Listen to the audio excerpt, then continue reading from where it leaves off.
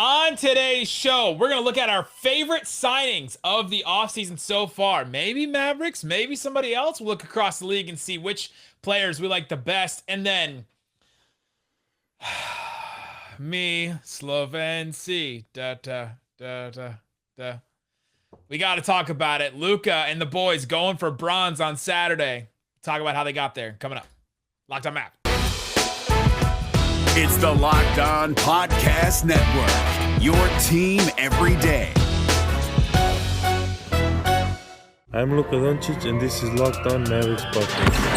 Dallas Mavericks are NBA champions.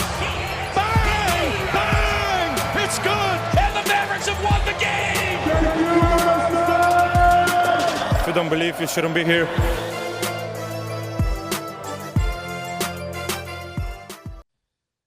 And welcome. You're locked on to the Dallas Mavericks. My name is Nick Angstadt, media member and coordinator for the Locked On Podcast Network. And joining me, as always, my co-host, contributor at Mavs.com, the bronze boy, the one more thing king. What you got for me, Isaac Harris? Heartbreaking. It was such a fun ride, and I said this. Not over. It's not. Yes, it's not over. But I said this on Twitter. I'll say it on this pod for all of our Slovenian listeners. This has been such a blast to root for this Slovenia team over these past few weeks. And I know a lot of fans is probably like, hey, we've been rooting for this national team for a while and Luka for a while. And I just want to say thank you for letting us and so many of us, latch on to your fan base and be a part of this over the past few weeks and embracing a lot of us, allowing us to step into your fan base and cheer on Slovenia and Luka with you guys. And even though we have another game left, I think I can speak for Nick in this of like, you have two new Slovenian, fans here. So we're going to be rooting for Slovenia for a long time. And this is so much fun. Now, I think over these past few weeks, I just want to go to Slovenia now. This is one of my things. I just want to add it to a list of countries I want to visit. Absolutely. Yeah, I definitely want to go. Locked On Mavs in Slovenia. Let's do it. Let's do it. Listeners, Tim Cato went there. Why can't we go there? Listeners, let's try to make this happen. What would it take for us to have a live Locked On Mavs in Slovenia? Wow, that would be amazing. Yeah, comment, let us know. Let us know on Twitter at Locked On Mavs. Yeah, let's talk about it. Slovenia loses to France 90-89. 1 point. Literally just 1 point in the semifinal game that would have sent them to the gold medal game. France now goes and plays the U.S. That one is the gold medal game is 5 p.m. Central Time, USA versus France. And then the bronze medal game, which is Slovenia versus Australia, is 6 a.m. Central Time. So that one will be another early wake-up call for some of us, especially on a Saturday. But we'll be there. We'll be watching. And I also want to echo what Isaac said. Thank you for letting us on the bandwagon, letting us cover this team, and embracing us covering this team. A lot of people were complimentary of how we pronounce names. And like, okay, we tried to put some work into it and some look at and you were like, but we weren't getting so much hate about like, oh, how are you jumping on the bandwagon just now just because of Luka and all that. So I really appreciate everybody and all the comments. But yeah, this game, it was a kind of a wild one. There were some major ups and major downs in this game. The early on, it looked like Slovenia was going to at least feel pretty good in this game. Like, oh, France not doing that well. And then all of a sudden in the third quarter, France just had an incredible third quarter. And all the tweets that I was seeing were just everyone saying it's done. Slovenia doesn't have it. They got nothing. France's defense is too stifling. The Stifle Tower is too much for him. Batum is too much for him. Slovenia can't stop France on the other end. And then it was like a 6-point lead at the end of the third quarter. It was the weirdest thing where everybody that I was seeing, or at least a lot of people I was seeing on Twitter, just felt completely devastated and were completely like, oh, better luck next time, Slovenia. And it was only 6 points. It was just a weird feeling. Sometimes in sports and in basketball, you can just it can just feel so much worse than the actual score is. And I was like, they hit 2 threes. They're right back in this game. They're right back tied. And they ended up doing that. And they got real close at the end. It was a shot from Propelic that got blocked by Batum. Man, that was a close one. But there's something wrong with Luka at the end of the game. Depending on what it was, something was not right with him because it just wasn't it wasn't the Luka Doncic we've come to know and love, right? Yeah, I think he's dealing with something. He was at the podium after the game with his, his wrist wrapped up, had ice on it. He had that play in which he hit the plexiglass there. He punched it, ran into it to try and save the ball and kind of punched it with his hand sort of down like this, if you're watching on YouTube. And he hurt it. I think he either hurt it there. He could have also just been gassed. He could have also just been the conditioning. I think it's a combination of things. I think the conditioning's still there. I think that's a thing. We can't gloss over that. Yeah. I think he did get hurt. I think France played decent defense on him. I thought TLC played really good defense on Luka off the bench. I mean, as soon as he checked into the game, Nick Batum, we know he checked him a lot in the playoffs. And what a cool moment after the game too of Batum and Luka. I even though we've been cheering for Luka, only for a handful of years now, I just feel so invested and connected to Luka to when I see Luka sad and upset and everything. I'm sad and upset about Luka. So it was rough seeing Luka on the bench with his towel and everything, and seeing Nick Batum talking to him after game. I think Luka referenced it and everything too. So a cool moment between them two, but heck of a play by Batum to block that shot. I didn't think he was going to be able to get to it. Yeah, man. He almost came out of nowhere, but just the length. And that's why wingspan is a thing, right? That's why we focus on wingspan so much in the draft and focus on it for defensive purposes and all that. Between Batum and Gobert, that's a really good defensive, pairing there. And then adding TLC, Luau Cabarrot to that as well. But man, we got to talk about Luka though, because Luka finished the game 16 points, 18 assists. And then he also got the triple-double with the 10 rebounds. Only the third triple-double in the Olympics. There was one in the 70s. LeBron had one, and then now Luka. That is absolutely incredible that no one else has had one. But I point to Luka. There was something wrong with Luka, and I do think it was conditioning, maybe some of the injury as well. He only took 2 shots in the fourth quarter. Maybe it's just a perfect storm of his conditioning wasn't right. He was frustrated with fouls in the third quarter, and it kind of got to him there. And then, the hurt hand a little bit, and then the way that France was defending him. It was just all those things combined to he was passing a lot more. He was distributing a lot more. He took 18 shots, the most on the team, but only 2 of those came in the fourth quarter. And so I think there's something off with him. He passed up a wide open 3, which is what really makes me think there's something going on with him, right? Yeah. Because he passed up that 3. But it was a well-played game by France. Nando De Colo just kind of came out of nowhere. They just could not, Slovenia could not stop him getting to the rim at all. Fournier also had a great game as well. Mike Tobey for Slovenia. We got to talk about Tobey from Jersey, according to your nemesis. Did you see that tweet? No. In the middle of the game, Kyle Anderson goes, Mike Tobey plays for Slovenia? That boy from Jersey. That's hilarious. But Mike Tobey, I thought, had a great game. 23 points, 8 boards. 5 of them were offensive rebounds. And he just, him and Luka in the pick and roll, that they were just tearing France apart at the beginning. Even Gobert, they were just picking him apart with that. And it's just Luka with a pick and roll guy. It's just going to continue to destroy defenses no matter what you do for the next, 15, 20 years. I mean, you go back to, guys that he's played with. Even you go back and look at, I'm probably going to pronounce his name wrong, Tavares. Eddie Tavares. Yeah. And I mean, a massive dude. You look at Toby, you look at guys, you look at Dwight Powell. I mean, you look at these guys, it's when they play with Luka can maximize them and maximize their strengths. And, I mean, Toby versus Gobert, that was a matchup today. Toby had 23 points this game, like you said, but it was wild seeing both teams play the pick and roll thing too, because, France was obviously targeting, Toby in the pick and roll, taking advantage of him, trying to guard on the perimeter. Dallas was doing the exact same. Slovenia was doing the exact same thing of, trying to get Gobert switched and all of that. But I thought Slovenia tried to challenge Gobert a little bit too much. It's this dude is really good defensively. But you know what? Even on the last play, I didn't see a ton of it, but as soon as the last play happened, I'm like, here we go. There's going to be tweets saying, "Oh, Luka was afraid of the moment." Luka got double teamed in that moment. Like, Yeah. Gobert got switched on it, but then Batum. This is why I say a heck of a play by Batum. Batum, kind of halfway doubled Luka on that, passed it over. Batum recovered in time to block it, and it's just a great play by him. And I mean, just a heck of a run by Luka and these guys. And now they have a chance for bronze. It's not over. I get all of that, but let's go. They got to. Australia's a heck of a team, so that's going to be a tough game for them. But rooting for them, come the weekend, and let's get that first medal for Slovenia.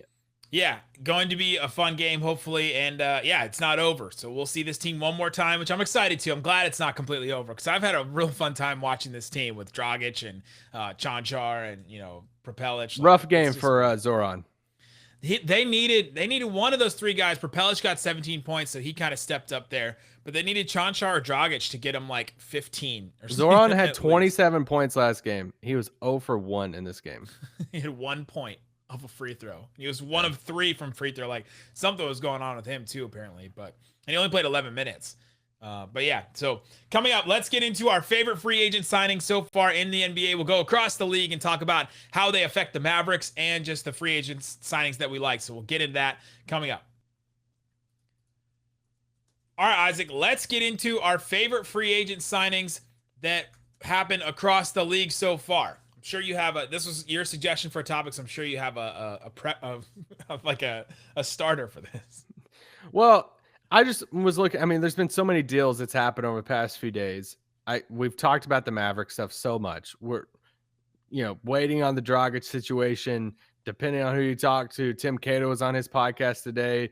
If you're in the camp of saying, "Hey, we're just waiting any moment for Dragic to happen to Dallas," don't listen to Tim Cato's podcast because it kind of puts he gives real reporting on it that dampers that. But honestly, go listen to that. It gives you more insight into Dragic's situation. 77 Minutes in Heaven is the podcast name. Yes. So go listen to it. And I texted Nick during, I'm like, well, Tim's a little bit pessimistic right now on this, if this even happens. So go listen to that. I don't want to, say and ruin all of it to ruin the listen. But so I want to look around the league of some of these signings that's happened over the past few days. I love the Patty Mills signing for Brooklyn. Yeah, I thought Brooklyn, what they did of having their starters, Joe Harris with their big three, and going out and like solidifying their bench. To add Patty Mills at 2 years, $6 million each year, 2 years, $12 million deal. I thought Patty would have gotten over 10, at least the full MLE from a team. And to bring him off the bench now and to have like Kyrie insurance, but then, and I just want to lump the Patty Mills into the Cam pick, the, Day'Ron Sharpe move. You bring in Blake back on a minimum deal. I just thought for the Bruce Brown back. I just thought for spiritual leader James Johnson coming there. Yes, that's a good one too. Like a great signing. I thought they did. He's not gonna do anything. But like these are good value contracts, I think, and that's I just thought for one of a team that has so much money going to those guys. I thought they did really, really good with the draft. Javon Carter, they got him from Phoenix. With the draft and free agency, I mean, the rich got richer. Yeah, I thought I had them somewhere in here. I thought that they had great moves as well. In shocking news, I didn't know if you knew this. Andre Iguodala has narrowed his list down to 3 teams.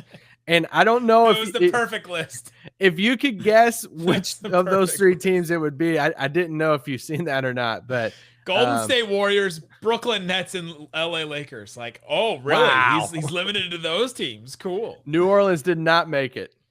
Yeah, New Orleans didn't make it. Dallas didn't make it again. Bummer. One time, I guess. You get one shot with Iguodala, and then you just don't get him again. I think my favorite signing was Otto Porter with the Golden State Warriors. I thought this one was really interesting. That's like a real buy low, and maybe if it works out really well, all of a sudden they have this 3-and-D wing that just fits perfect with the rest of what they want to do. And so I thought that was a really good move for them. Kind of makes sense. It is a risk though, but they were able to help Steph with his injury stuff. So maybe they're able to help Otto Porter and revitalize his career. He was the number 3 pick, not too long ago, 5 years, 6 years ago. So there's some talent rebuild his sure. value type move for him. Right. Yeah. They could definitely do that and turn him into a piece. I have some honorable mentions though I'd like to share. Oh, please do. My first one is honestly my absolute favorite deal, because when I saw it, I literally laughed out loud sitting where I was. I just sat there and I laughed because Andre Drummond going to the Philadelphia 76ers is the funniest deal. And I'm not going to bash Andre Drummond. It's not even about his play. It's about the fact that every time Andre Drummond plays Joel Embiid like goes out of his way to embarrass Andre Drummond over and over and over again. And then on social media go and like post things like, I think he put Drummond's Mind or something like that as the location for one of his Instagram photos, and just like all this stuff about Andre Drummond, about how he's in his head and all that stuff. And now they're signing him to come back him up. I thought that was the funniest thing, because can you imagine those practices where they're going against each other? Just Joel talking just all kinds of smack to Andre Drummond. It's going to be hilarious. So that was an honorable mention for mine. It's just, I laughed. Oh no. Yeah. When that was announced, I just laughed out loud. I was like, there's no way this is real. It was incredible. Like, can it get worse for Andre Drummond in his career? He's like in Detroit, he gets this max deal, and then he just doesn't live up to it. He's not an all-star again. And then he like can't get another deal like that again. It goes to the Lakers. It's a bad situation there. And then he's like, where else do I go? Nobody wants to sign him. Okay, I guess I'll go sign with like the one guy in the league that makes me feel real bad about myself. It was like Sam Obisanya and Ted Lasso with Jamie Tart is what it was. Can we acknowledge that that's the same Andre Drummond some people wanted to give up assets for, and now he's signing a vet deal? Yeah. Those are the same people that didn't want Kyle Lowry. All right. Do you want to do a couple that you didn't like? You said 2 favorite signings, so I only did favorites. Okay, never mind. Yeah, I think the group, I'm so intrigued with the Tim Hardaway group. There's this group of guys who all are making around $18 million a year. It's Gary Trent, Duncan Robinson, Norman Powell, Tim Hardaway, and Evan Fournier. All literally around like a similar type of deal, 4 or 5 years, around $18 million a year. I just don't know. I mean, I'm going to put Tim on this list mainly because I thought he would get over 20. I like Tim Hardaway's deal compared, like Gary Trent. I don't know. I guess I just need to watch more and more Gary Trent. But when it said Gary Trent got his like 90 million or whatever it is, I was shook by that. And yeah, I almost put Tim Hardaway on this list because I thought of that class. We've been talking about that class of guards for a couple weeks now, and I think he got the most favorable deal of that. And we know because he took a discount, he got offered that same deal, that $90 million. He got offered more money from the Pelicans, but yeah, I thought that was a great deal for sure. Well, he got 3 for 54. That's what it was. 18 a year. Oh yeah. Alex Caruso is another one I liked for the Bulls because they get, they have Zach LaVine. They get Lonzo Ball, and then they're like, okay, we have Caruso plus DeMar DeRozan. All of a sudden, you have all these different looks you can throw. Like, they're going to have to try and figure it out. Billy Donovan has a tough task trying to figure out how to get all these guys playing time and who they're going to play well with. The Kobe White-Caruso, like, backcourt off the bench is going to be fun, I think. But yeah, trying to figure out that rotation. But you still, if you're playing a Portland Trailblazers, maybe you start Caruso and Lonzo. That's 2 good, like, really good defensive guards that you could throw out there. That aren't going to kill you on offense either. So I like that move for the Bulls. Yeah. I love the Caruso move. I like the Rashawn Holmes contract. He's getting like only $3 or $2.5 more million than Nerlens per year. And I think he's much better than Nerlens. Don't tell Nerlens that I love Nerlens, but I just thought he would get more than $13 million a year, basically. So that one kind of surprised me. And I like the Rudy Gay contract for Utah. Like 2 years. 2 years, $12 million. It's like Patty Mills, basically. But I thought that was a sneaky signing by them. Not Hassan Whiteside, but Rudy Gay for them was great. I had almost everything the Jazz did on this list. They got Conley. Hassan Whiteside? They got Conley at essentially a discount. They got Rudy Gay, like you just said. They got Eric Paschall for like nothing, like a salary dump for Golden State. And Paschall is really good friends with Donovan Mitchell, so I think that's positive for them. And then they got Hassan Whiteside, which the Hassan Whiteside and the Andre Drummond deals were funny to me because it's like, all right, we have this big center that we start with. We might as well just lean into it and always have a big center on the floor at all times. They're like, let's let's just try to emulate what we do in the starting lineup a little bit in the, with the backups. And they got Jared Butler, a guy who, fell so far in the draft, fell to the 40th pick, and, health, concerns and stuff too. But if he pans out and he's fully healthy, it's going to be solid value for them. So I agree with it. I think they had a solid, I won't say off season, but few weeks. But couple other deals that I liked. I liked that Cam Payne got paid. Not a ton. It was a pretty good deal for Phoenix, but I was just happy for him as a person. Going to China, working his way back, getting a deal like that. I was happy for Duncan Robinson. I've been on that island all his career. Yeah, but you weren't like being very nice about it. You were on the island saying mean things and yelling like at people. Duncan Robinson getting paid. Dude was like a D2 player at one point. Like, that's just incredible to be now like the highest paid like undrafted player. Jeff Green going to the Nuggets and JaMychal Green going back. They have 2 out of the 3 Jay Greens in the NBA. Josh Green is the last Jay Green that they need to add to complete their bingo chart if they want to do that. Robin Lopez going to Orlando was another one that made me just laugh out loud because incredible. My guy has one of those. I was a Disney pass holder when we lived in Florida. There's a neighborhood that's built right off of Disney that if you buy a house there, it's like part of Disney almost, and you get a season pass if you live there. And he owns a house there. My guy goes to Disney so much. He owns one of those houses. Him and his brother own it together. And he literally just went like, let me go sign with the place where Disney World is. Like, just is he going to live there? That's the question. He's probably going to live. It's pretty close to the arena. He's going to have the best social media content. He's just going to be posted up at Animal Kingdom. At Galaxy's Edge all the time. I thought that was hilarious. I also liked all the talent staying in the East. Lowry stayed in the East. DeRozan went to the East. John Collins, Lonzo. Like, there wasn't any big player that moved. Like, you had Chris Paul staying in the West, but there wasn't any big player. I guess Westbrook was kind of the only player that moved, East to West that maybe shifted something, but we don't know if it shifted a lot. And then my last one is I love the SGA extension with the Thunder. There's all kinds of trade rumors and stuff with him, and I was just glad for personally for Rylan Stiles and also just for Thunder fans that they kept SGA. So I like that move. Yeah, I think it's where we haven't really talked about it a ton. We mentioned it briefly, but just a reminder, Luka, everything around Luka and the extension, Mark Stein reported too. He's waiting to get back from the Olympics, be done with that, and then we'll hear stuff. He still hasn't commented on Jason Kidd, any of that stuff. He's waiting to, which I think it's really for him to just turn that off and just be focused on Olympics. I respect the heck out of that. And I'm really curious to see his first thoughts on, he had to sign off on the Kidd thing, but just his thoughts on Kidd, the extension news to happen whenever that does and everything. So we'll see. There you go. That's our favorite signings. Coming up, I'm going to talk to Sean Woodley of Locked On Raptors about the Dragic situation, what the Raptors side of it thinks, and all that. We'll get into that coming up. But before we do, let me tell you about Built Bar. Built Bar, it's a protein bar that tastes like a candy bar. Oh, dang, they have a new flavor. I just opened the website. Rocky Road with marshmallow and almond in it. I might have to buy some of these bars right now, even though I have so many bars after the NBA draft thing. I have like 50 bars in my... You're flexing right now. I have so many bars right now though after that thing. I just took them all home.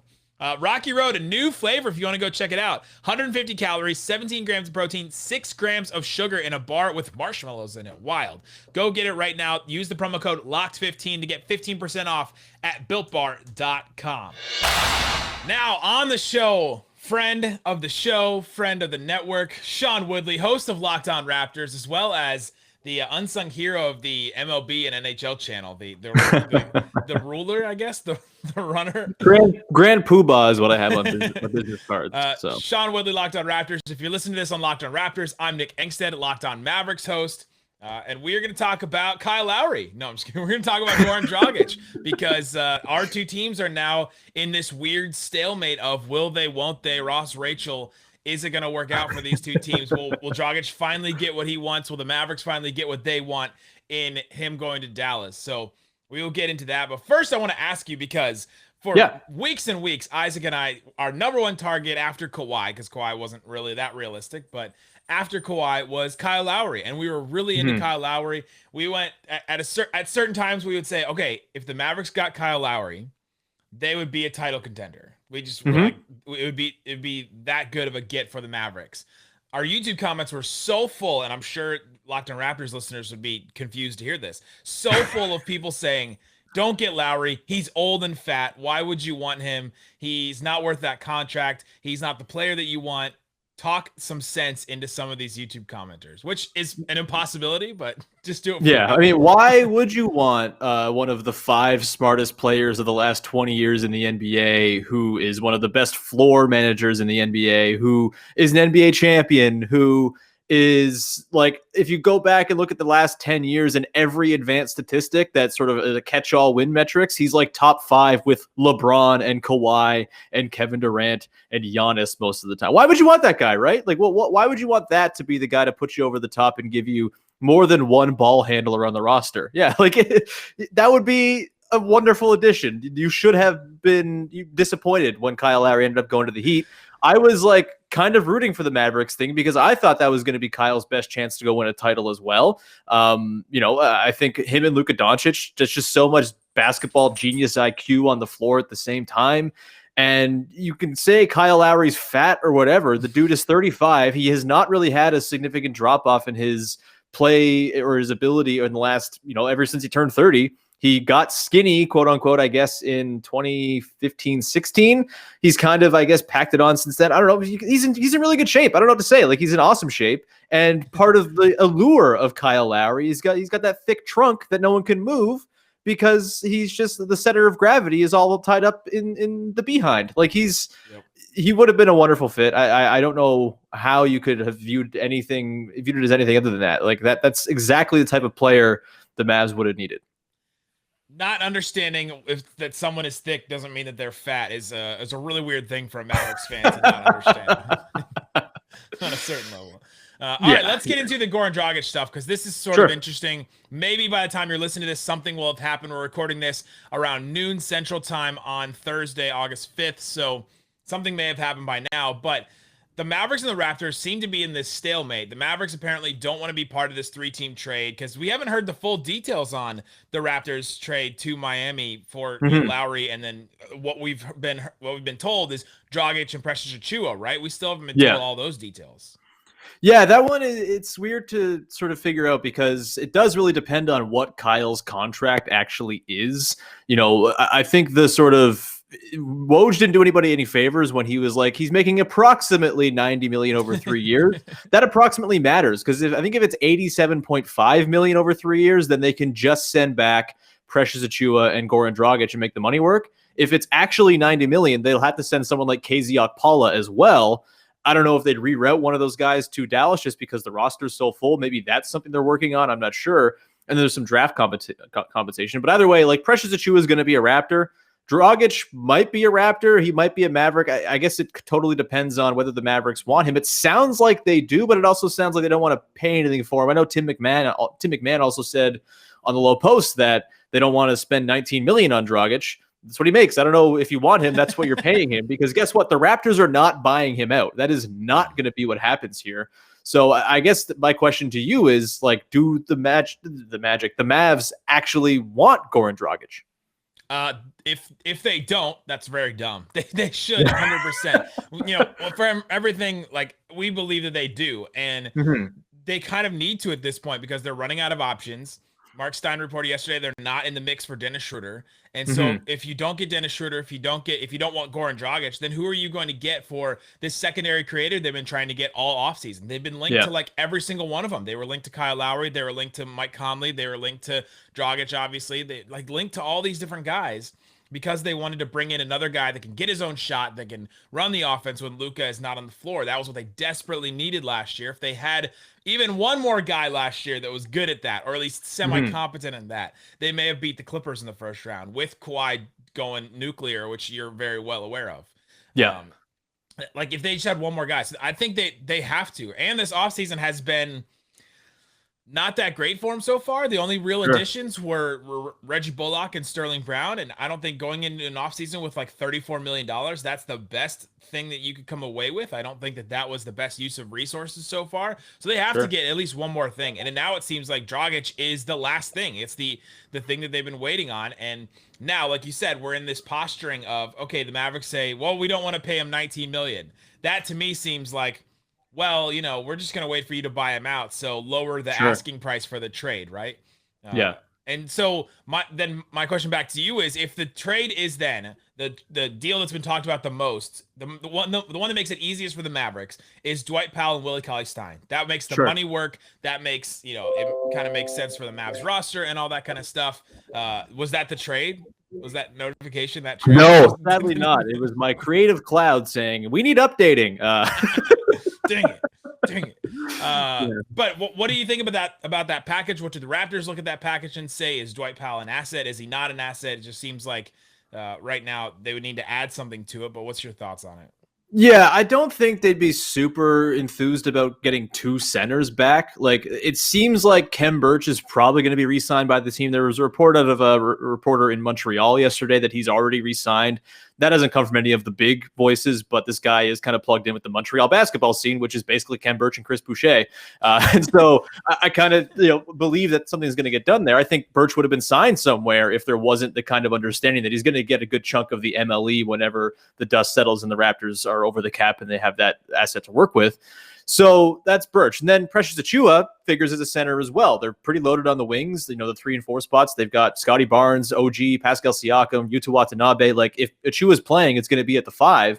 And so I don't think they'd be super thrilled about having two centers come back. Like, Powell would be a nice piece. And if you have a center rotation of Powell, Khem Birch, and Precious Achiuwa, mixing in, I think that's pretty decent. And you kind of go forward with that. But to add in Willie Cauley-Stein as well doesn't make a ton of sense. So let me counter it to you. The Raptors are in a pretty good negotiating spot here because they can just keep Goran Dragic. Like, they are a team that's not going to tank. They're too good to tank. And playing back at home next season, it seems like they'll be able to kind of get back without Kyle Lowry even to something resembling respectability, whether that's a low playoff seed, the play-in, whatever it is. That's what they're going to try for this season. They're not a tanking franchise. They just try to stay good, stay relevant, and wait for a chance to strike at a trade. And Goran Dragic can help them stay good and stay relevant. And honestly, he kind of addresses the biggest Raptors need, which is they need people to create in the half court, much like Dallas with that extra supplementary creation. That's something the Raptors could really use. And if you have Goran Dragic as, mixed in with Fred VanVleet and Malachi Flynn as your 3 point guards, your 3 lead ball handlers, I think that's a pretty good way to be pretty good and have your bench lineups be effective and able to score in the half court. And I think there's no reason for them to move on from Dragic if they can't get something reasonable in return that fits what they want. And so the deal I've been kind of kicking around in my head, and it's kind of a pain because there's like a very small amount of cap difference between, like, if it was just Dwight Powell plus Josh Green, that would be great. But also that you need like another $40,000 or something like that to make it work. It's very silly. So the deal I've been kicking around in my head is 2 first-round picks from last year, Tyrell Terry, Josh Green, with Dwight Powell coming back to the Raptors in exchange for Dragic. I know that sounds like a lot to give up first-round picks, that you just recently made, especially for a team that hasn't developed a lot of guys like the Mavericks have. But is that at all reasonable, do you think? Is that something the Mavs would eventually kind of concede to? Because I think that's kind of what it's going to take for the Raptors to feel compelled to move off Dragic, because, again, they don't really have to move off from him. Yeah, that's the thing. He's also, even if you don't keep him, $19 million on an expiring deal for a player that's playable is a really good trade piece to add. Totally, to, boost whatever salary you need to match somebody. So that's the Lakers could trade all of their minimum salary guys at the deadline for Goran Dragic. It'd be amazing.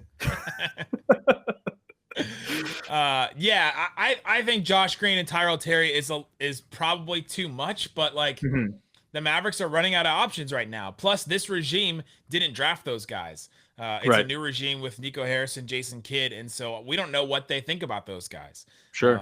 It would be weird because Tyrell Terry's on their summer league team, and Josh Green is coming back from the Olympics and on the summer league team to trade them in the middle of that, especially both of them.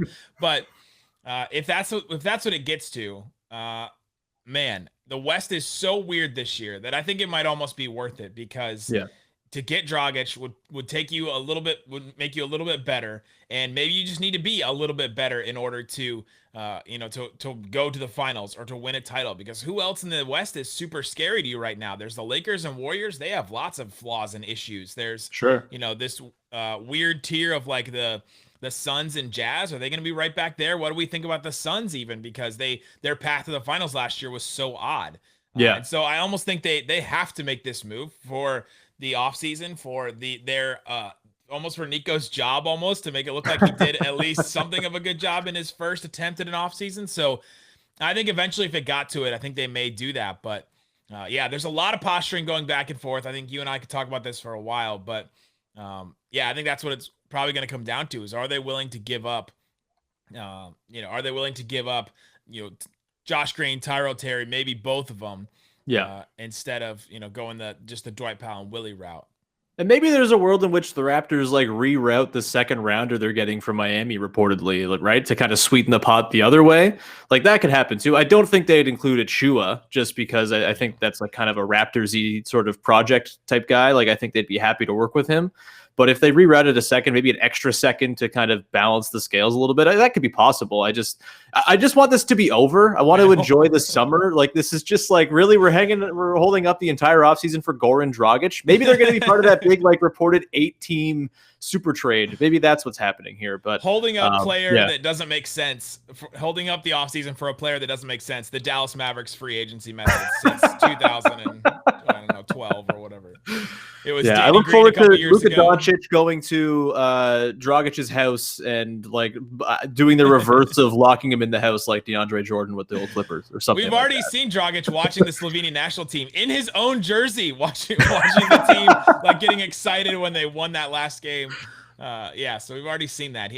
Apparently there's been an interview with him where he says he wants to go to Dallas, and so the Mavs see that as leverage, and I don't think that is as much leverage as they think it is. So.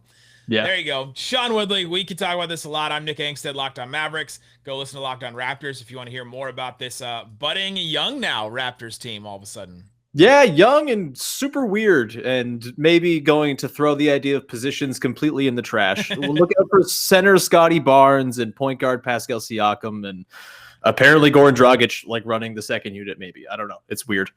That'd be kind of a fun team to watch, even though I want Dragic on the Mavs really bad. Yeah, they are going to be like super weird and probably fun, and will win games like 11-9 because their offense is probably going to stink, but their defense will be airtight.